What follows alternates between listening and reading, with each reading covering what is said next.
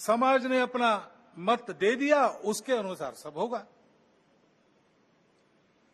क्यों कैसे इसमें संघ के हम लोग नहीं पढ़ते।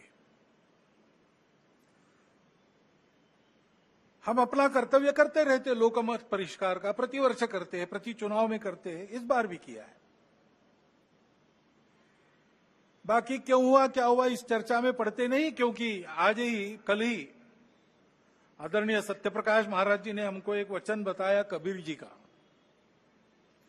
सार रूप में हम लोग उस प्रकार से विचार करते हुए, और चुनाव प्रचार की या चुनाव में जो होता है उसकी बात ऐसी है, वास्तव में तो प्रजातंत्र की अनिवार्य आवश्यक प्रक्रिया है और उसमें दो पक्ष रहते हैं, इसलिए स्पर्धा रहती है।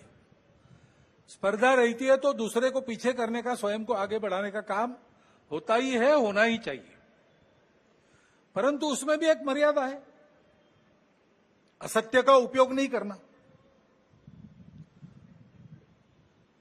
चुने क्यों जा रहे लोग, संसद में जाएंगे, बैठकर अपने देश को चलाएंगे, सहमति बनाकर चलाएंगे। हमारे यहां तो परंपरा सहमति बनाकर चलने की है।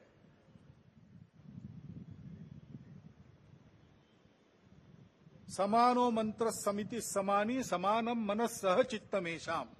सिक्के के दो पहलू रहते हैं, ऐसे किसी भी प्रश्न के दो पहलू रहते हैं।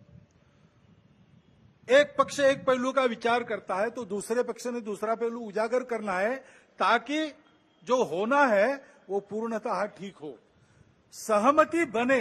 इसलिए संसद बनती है, लेकिन ऐसी सहमति बनना स्पर्धा करके आए लोगों में थोड़ा कठिन भी रहता है, और इसलिए हम बहुमति का आसरा लेते हैं।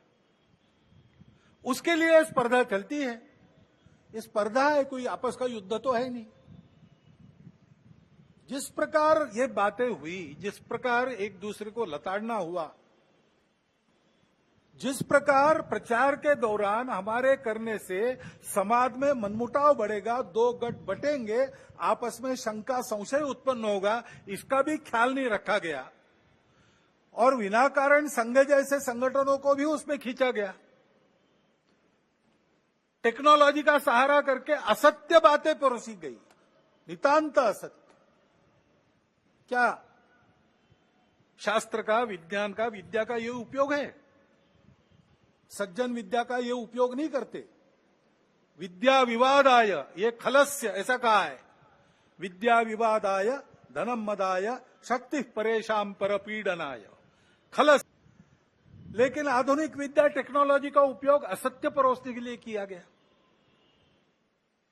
ऐसे से देश कैसे चलेगा भाई? आखिर सबको देश ही चलाना है ना। दो पक्ष है, विरोधी पक्ष कहते हैं, मैं प्रतिपक्ष कहता हूं। वो विरोधी नहीं है, उसको विरोधी मानना भी नहीं चाहिए। वो प्रतिपक्ष है, वो एक पहलू उजागर कर रहा है, उसका भी विचार होना चाहिए। ऐसा जब चलना है तो चुनाव लड़ने में भी एक मर्यादा होती है। उस मर्यादा का पालन नहीं हुआ, क्योंकि उसका पालन होना इसलिए आवश्यक है कि हमारे देश के सामने चुनौतियां समाप्त नहीं हुई। अब सरकार बन गई, वही सरकार फिर से आ गई, एनडीए। अब ये ठीक है, पिछले 10 वर्षों में बहुत कुछ अच्छा हुआ है। आर्थिक हमारी स्थिति, आधुनिक दुनिया जिन मानकों को मानती है, जिसके आधार पर आर्थिक स्थिति का मापन करती है, उनको लगाए तो हमारी आर्थिक स्थिति बहुत अच्छी हो रही।